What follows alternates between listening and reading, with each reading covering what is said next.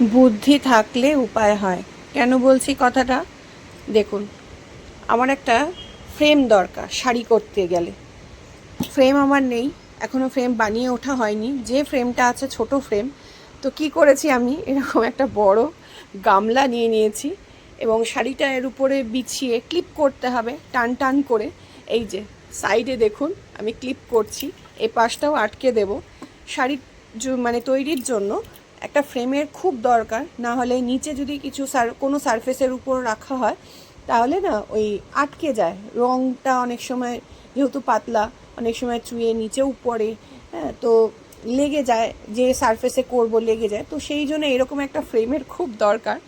তো দেখুন বুদ্ধি করে এই উপায়টা আমি বার করেছি এবং বেশ অনেকটা কাজ আমি এরকমভাবেই করেছি। এই পাশেও রয়েছে, কোনো অসুবিধা হচ্ছে না। খালি একটু উপস্থিত বুদ্ধি চাই, তাতে অনেকটা খরচা আমরা বাঁচাতে পারি।